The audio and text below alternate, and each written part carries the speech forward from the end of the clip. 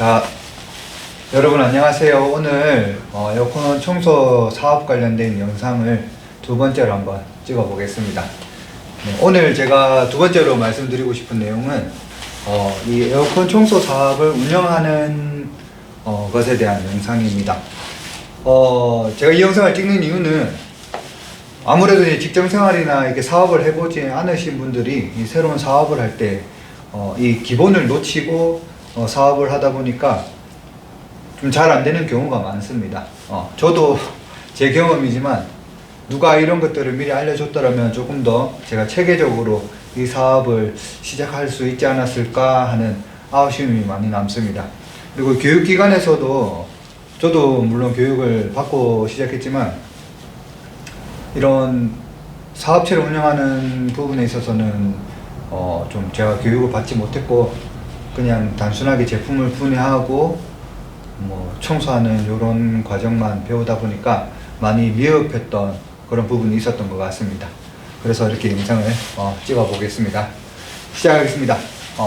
오늘 주제는 에어컨 청소 사업 마인드셋입니다. 이 마인드셋을 어떻게 해야 되는지. 우선 에어컨 청소 사업의 특징이 뭐냐면은 소자본 창업이라는 거죠. 그리고 무점포로도 창업을 할 수가 있습니다. 그래서 많은 사람들이 부담 없이 시작을 하고 뭐 해보고 안 되면 말지 이런 생각을 가지고 많이 진입을 하죠. 현재 에어컨 청소 시장이 굉장히 포화가 되어 있습니다. 많이 해오신 분들이 이제 이건 레드오션이다.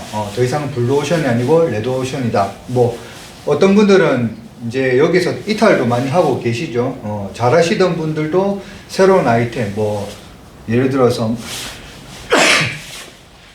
누수 탐지라든가 아니면은 뭐 에어컨 뭐 수리라든가 아예 다른 쪽으로 빠지는 분들이 생각보다 많습니다.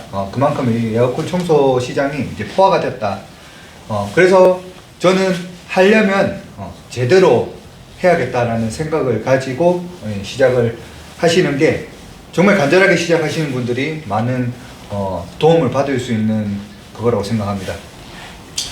자, 그래서 먼저 능동적 사고를 해야 됩니다. 절대로 이제 수동적 사고를 하시면은 망할 수밖에 없습니다. 직장에서는 위에서 시키는 일만 하면 되죠.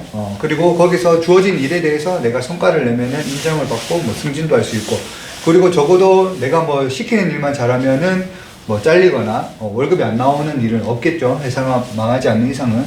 하지만 내 개인 사업은 내가 능동적인 사고를 해야지만 이 사업을 계속 진행해 나갈 수가 있습니다.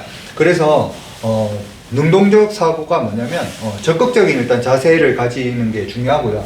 그리고 내가 기존에 해보지 않았던 일들에 대해서 용감하게 시도하고 도전하는 자세가 저는 이런 능동적 사고, 적극적인 자세라고 생각합니다. 그리고 하나로 더 추가를 하면은 창의, 뭔가 조금 더 발전되는 방향, 이전에 했던 것과 다른 방법, 이런 것들을 내가 계속 생각을 하고 시도해 보는 것, 이런 것들이 굉장히 중요한 거라고 저는 생각을 하고요. 그리고 두 번째로 제가 좀 말씀드리고 싶은 게 뭐냐면, 이 에어컨 청소 사업을 해보시면 매일매일 일을 하면은 확실하게 만지는 돈은 많습니다. 뭐 수십만 원씩 만지겠죠. 그런데 이런 것들을 우리가 제대로 관리를 해야 이 사업체를 우리가 제대로 운영한다고 할 수가 있거든요.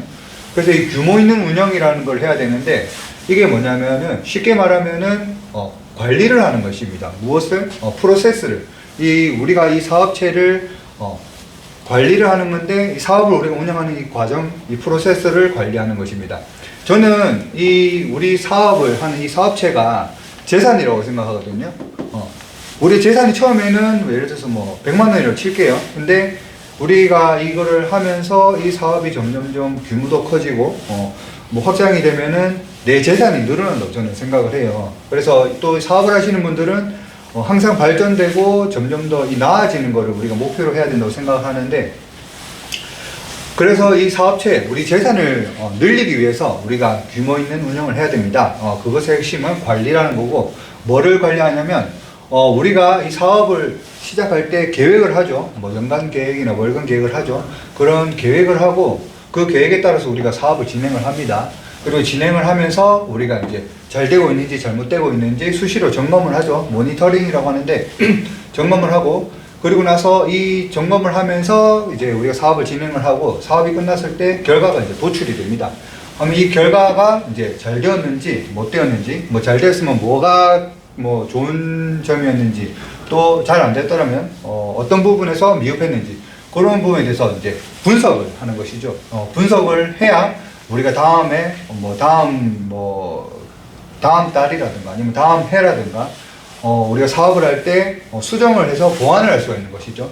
그래서 분석을 하고 수정, 그러고 나서 이제 우리가 다음 계획 때 이를 반영해서 수정 보완한다. 이것이 저는 이제 프로세스 관리라고 말씀드리고 싶고요.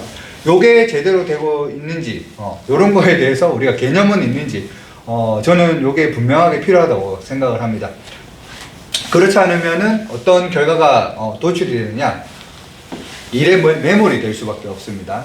우리가 현재 하는 일은 우리가 사무실에 앉아가지고 컴퓨터 두드리고 이렇게 하는 일이 아니죠. 우리가 고객을 뭐 영업을 해서 홍보를 해서 고객을 우리가 컨택을 한 다음에 우리가 직접 가서 직접 서비스를 제공하고, 그리고 나서 거기서 결제를 받고, 그리고 또 다른 고객을 컨택을 하고, 또 이제 우리가 직접 서비스를 하고 수익을 얻고, 이런 구조다 보니까 자칫 잘못하면은 우리가 이 일 하는 것 자체에 매몰이 돼버릴 수가 있어요.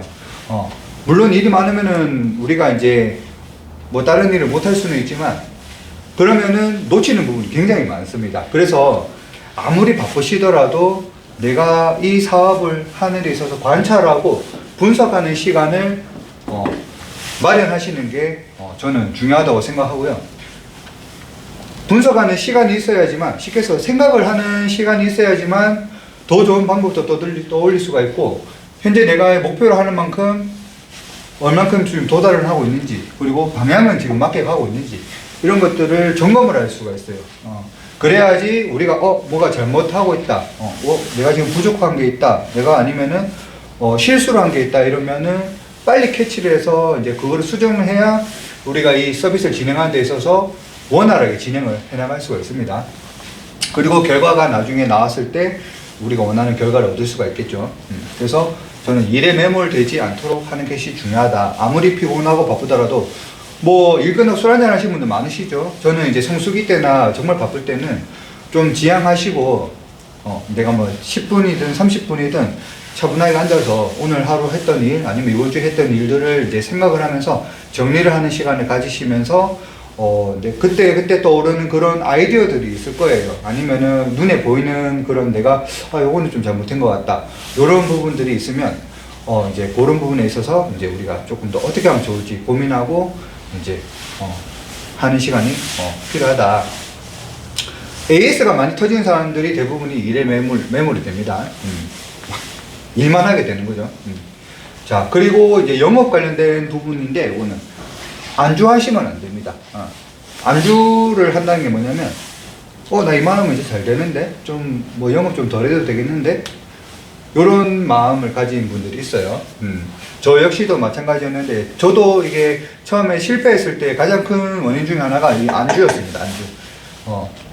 아까 이제 제가 두 번의 큰 기회를 얻었었는데, 처음 기회를 얻었을 때가 언제였냐면, 처음에 이제 사업을 시작하고, 이제 그때는 제가 전단지를 만들었습니다. 전단지를 만들어가지고, 세탁기랑 에어컨 이제 전단지를 만들어서 아파트 한 10군데 정도 이제 제가 이제 관리실에 돈을 주고, 일주일씩 게시를 했었는데, 사실은 전단지 광고를 보고 연락 오시는 분은 많지는 않았습니다. 한 4-5분 정도밖에 안 왔는데, 그 중에서 이제 서비스를 받으신 분이, 또 아까 저번에도 말씀드렸지만은, 서비스가 너무 마음에 든다. 그래서 이제 제가 막 작업하고 있는 거를 막 실시간으로 사진을 찍으셔가지고 그 지역 맘카페에 올려주셨어요. 제가 살고 있는 지역이었는데, 그래서 이제 그때 또 사실 가격도 조금 저렴했습니다. 싼데 또 잘해준다, 이런 소문이 나가지고 정말 예약 전화가 많이 왔어요. 그래서 제가 한 달 정도 예약이 다 찼을 때인가? 그때 제가 사실 그때 되게 안주를 했습니다. 이제 나는 자리 잡았다. 이 정도 하면은 충분하겠다. 그래서 사실은 이제 뭐 전단지 광고뿐만 아니라 뭐 블로그 홍보 글 쓰는 거라든가 이런 것들을 제가 아예 다 중단을 해버렸어요. 왜냐하면 일을 하는데 바빠가지고 너무 피곤하고 하니까 집에 오면 퇴근하면 쉬고 싶고 또 가족이랑 시간 보내고 싶고 그러다 보니까 제가 광고라든가 이런 것들을 계속 신경을 쓰고 노력을 했어야 됐는데 손을 놔버렸습니다.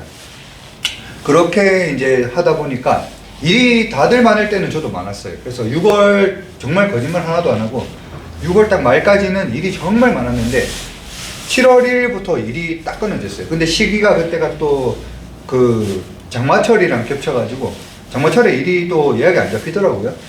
그렇게 하다 보니까 그 이후로 쭉 일이 거의 띄엄띄엄 있고 일이 거의 안 잡혔습니다.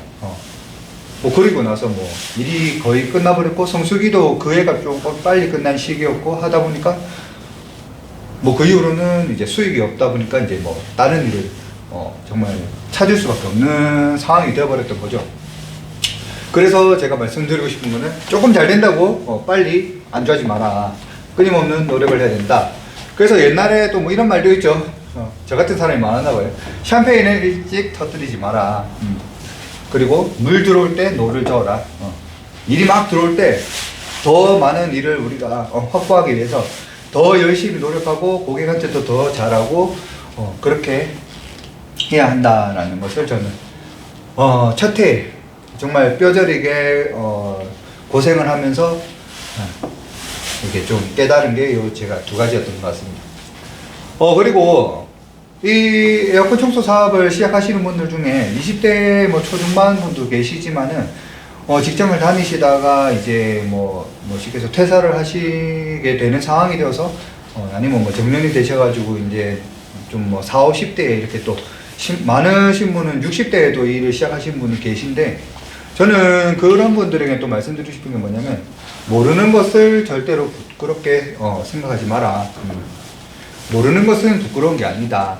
왜냐면 내가 안 해보고 처음 해보는 건데 다 잘할 수가 없는 게 당연한 거죠.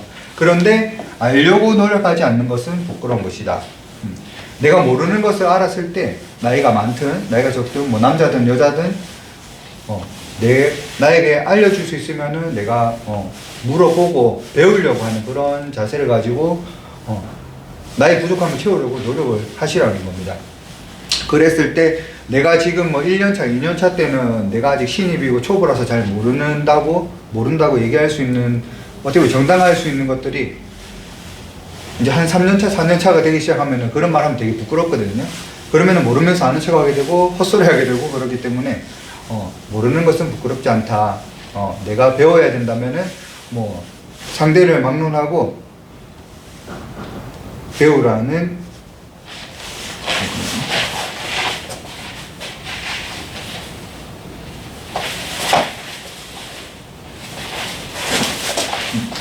다시 말씀드리면 모르는 것은 부끄럽지 않기 때문에 부끄럽게 생각하지 말고 항상 배우려고 하는 자세를 가지셔라 라고 말씀을 드리고 싶습니다. 요렇게 또 했는데 한 10분 정도 된 것 같네요.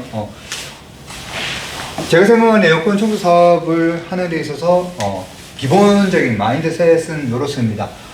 뭐 저랑 생각이 다르신 분도 계시겠죠. 더 좋은 뭐 생각 있으시면 그렇게 하시면 되고 요게 또 도움이 되신다고 하면은 요거를 또 내 사업에 또 내가 사업하는 것에 있어서 적용하셔가지고 도움이 되시면 좋겠습니다. 네, 감사합니다.